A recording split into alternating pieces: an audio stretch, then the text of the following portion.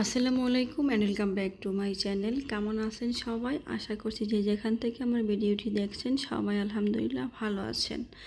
দেখতে দেখতে কিন্তু অনেকটা দিন কেটে গিয়েছে, মানে কয়েকটা দিন কেটে গিয়েছে মাইলস্টোন স্কুলে যে দুর্ঘটনাটা ঘটলো তারপর থেকে বাচ্চাকে স্কুলে পাঠাইতে গেলেই কেমন যেন মনটা এরকম হয়ে যায় যে আর কি বলবো, ঘরে থাকতে ইচ্ছা করে না, মনে হয় বাচ্চার সাথে স্কুলে চলে যাই।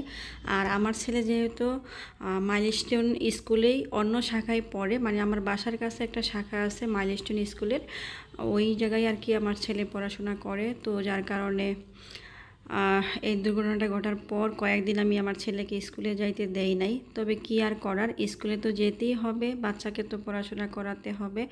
আর বাংলাদেশের যে স্কুল পড়াশোনার অবস্থা, একদিন না গেলেই বাচ্চা পিছাই যায়, পড়াশোনার এত চাপ, সব কিছু মিলিয়ে জিলিয়ে থাকছে আজকের ভিডিওটা। তো আশা করছি ভিডিওটি না টেনে সম্পূর্ণটা দেখবেন, তাহলে হয়তো বা আপনাদের কাছে ভিডিওটি ভালো লাগবে। আর যাদের কাছে আমার ভিডিওটি ভালো লাগবে প্লিজ সাবস্ক্রাইব এবং লাইক অবশ্যই করে ফেলবেন, আর কমেন্ট করে জানাবেন আমার ভিডিওগুলো আপনাদের কাছে দেখতে কেমন লাগে। তো দেখতে পাচ্ছেন সকালবেলা, তখন সকাল বাজে 7টা, আর সকাল 7টায় আমি তারও আগেই ঘুম থেকে উঠলাম। 6:30 বাজে, 7টায় সালমান বের হয়ে যায়, 7:30টার ভিতরে স্কুলে থাকতে হয়, 8টা থেকে ক্লাস শুরু হয়ে যায়। তো রাস্তাঘাটের ব্যাপার একটু আগে আগে বের হলেই ভালো। 7টা বাজে সালমান বের হয়ে যায়। আর সালমান যখন নিচে নেমে গেল, আমাদের বাসা তো 5তলায়, 5তলা থেকে নিচে হেঁটে নামতে একটু সময় লাগে, যেহেতু এখনও লিফটের কাজ হয় নাই, চলতেছে, তো সিঁড়িতে হেঁটে নামতে একটু সময় লাগে। আর আজকেই প্রথম আর কি স্কুলে গেল, স্কুল খোলার পর। ওদের স্কুলটাও বন্ধ দিয়ে দিয়েছিল কিছুদিনের জন্য, তারপরে আবার সে একটু অসুস্থ হলো, যার কারণে আমি বেশ কিছুদিন ওকে স্কুলে যাইতে দেয় নাই। আর মনটা যেন কেমন কেমন করে স্কুলে যাওয়ার পর। তো সালমান বের হয়ে গিয়েছে, আমি বারান্দায়। আর প্রতিদিনই কিন্তু বৃষ্টি হচ্ছে, হুটহাট যে কোনো সময় বৃষ্টি শুরু হয়ে যায়। রাতে ঘুমাই ভালো, সকালের দিকে উঠে দেখি একদমই বৃষ্টির পানি এখানে একদম জমে গিয়েছে, প্রচণ্ড পরিমাণ বৃষ্টি হয়। আর এই বৃষ্টির পরেও কিন্তু অনেক বেশি গরম লাগে। তো দেখতেই পাচ্ছেন আমি এখানে ক্যামেরাটা ধরে বসে আছি বারান্দায়, কারণ সালমানের বাবার সাথে স্কুলে যাবে বাইকে করে। তো আমার এখান থেকে খুব বেশি একটা দেখা যাচ্ছে না, যতটুকু দেখা যাচ্ছে এই যে যাচ্ছে, সাদা শার্ট পরা, সালমানের বাবা হলুদ গেঞ্জি পরা, এই যে সালমান চলে গেল। তো চলে তো গেল, সকাল 7:30 বাজে। আর বের হয়ে যাওয়ার পর মনটা যেন কেমন ফাঁকা ফাঁকা হয়ে যায়, আমার ঘরটাও একদমই নীরব হয়ে যায়। পুরোটা বাসা জুড়ে তো আমার একটাই বাচ্চা, আর আমার বাসাটা তো অনেক বড়, আর সকালের দিকে ঘর এমনিতেই নীরব থাকে।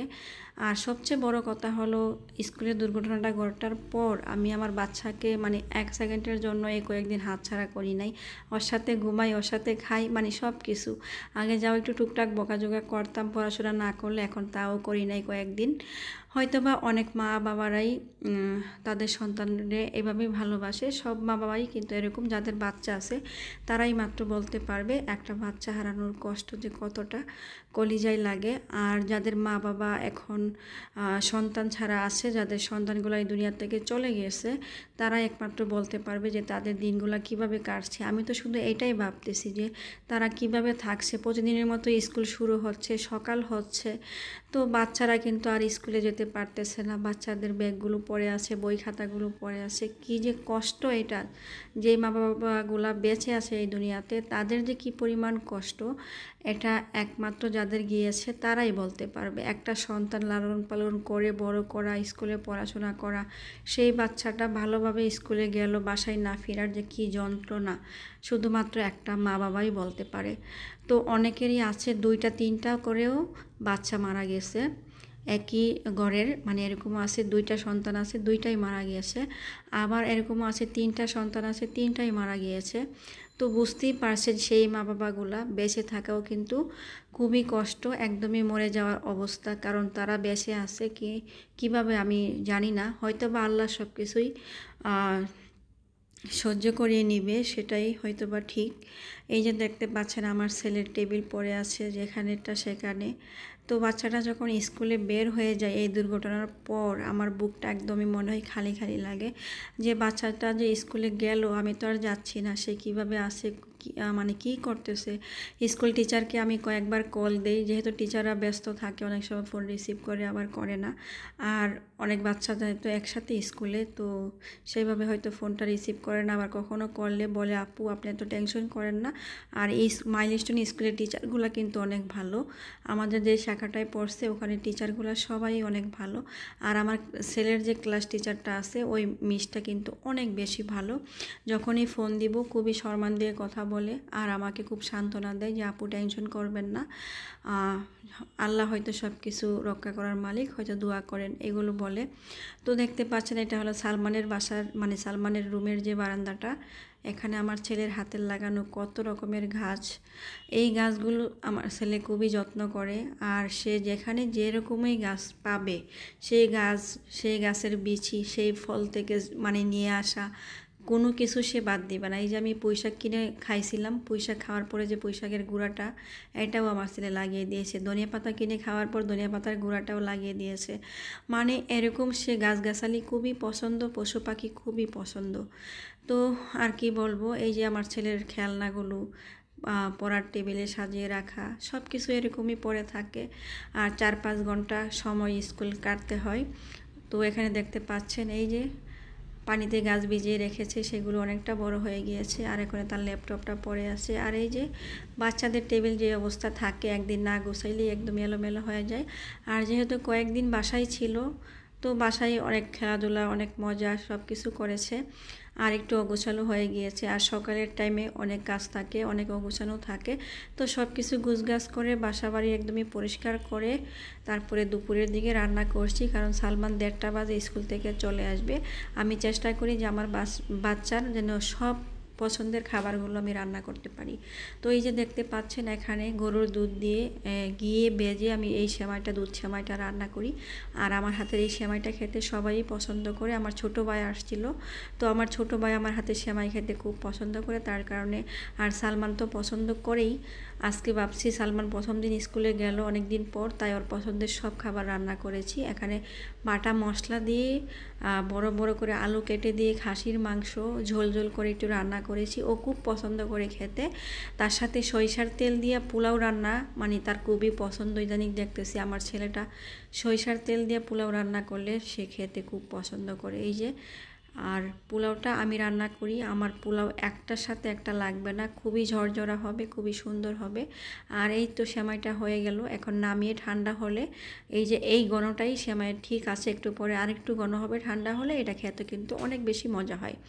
তো কথা বলতে বলতে এই যে অনেক দিন আগে একটা শাড়ি কিনেছিলাম, সেই শাড়িটা আর পরাই হয়নি।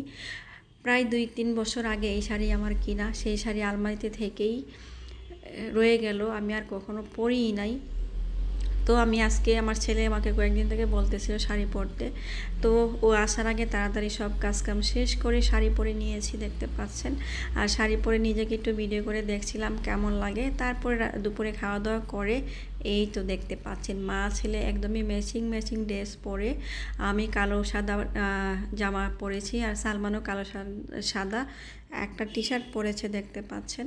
আর আমরা নৌকায় করে যাচ্ছি ঢাকা উদ্যান, মানে ঢাকা উদ্যানের যে বসিলার যে নদীটা আছে ওই নদীতে আমরা নৌকায় করে আমার বোন, আমি, আমার বোনের ছেলে আর সালমান, আমরা 4 জনে আর কি বের হয়ে গিয়েছি নৌকায় করে। বিকালে একটু ঘুরবো বাচ্চাদেরকে নিয়ে। আর নৌকায় অনেক দিন পরে উঠলাম, নৌকায় উঠতে আমার একটু ভয় লাগে, কারণ পানিটাই আমি ভয় পাই। তো তারপরে এই যে দেখতে পাচ্ছেন আমরা বাদাম খাচ্ছি, সিমের বিচি, বুট সব কিছু কিনে নৌকায় বসে বসে আরামসে খাচ্ছি আর যাচ্ছি। বাচ্চারা খুবই খুশি, এই যে সালমান খুব খুশি, এদিকে আমার বোনের ছেলে রুহানও খুব খুশি।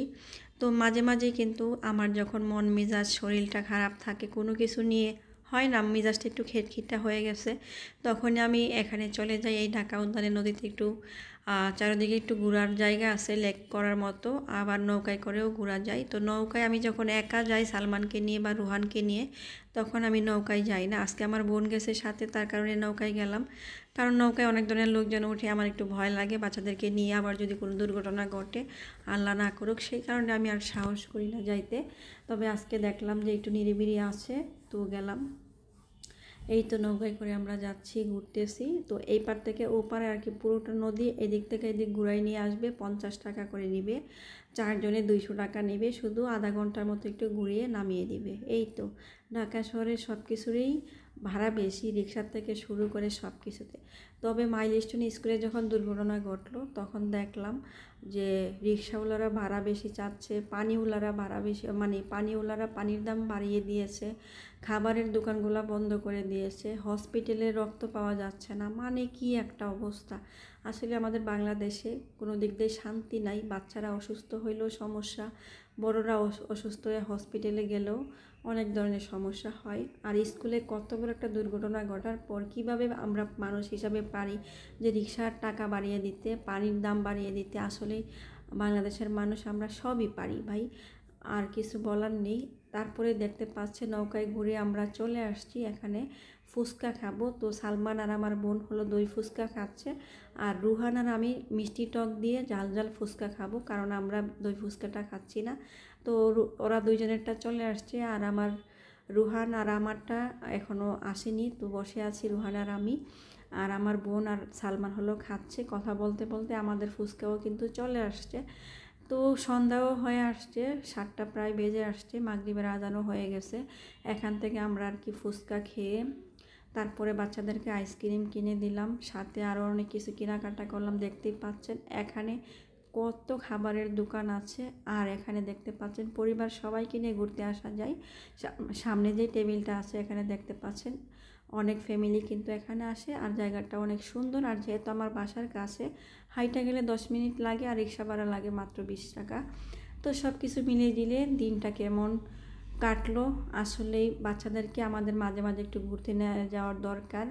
আর বাচ্চাদের মন জয় করতে, পড়াশোনার মনোযোগী বাড়াতে আমাদের কিন্তু বাচ্চাদের পছন্দের খাবারগুলোও রান্না করে দিতে হয়।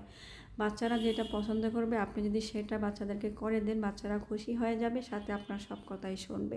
তবে আমি চেষ্টা করি আমার বাচ্চার সব পছন্দের খাবার বা সব পছন্দের জিনিস তৈরি করতে। ভিডিওটি কেমন লাগলো অবশ্যই কমেন্ট করে জানাতে ভুলবেন না। আল্লাহ হাফেজ।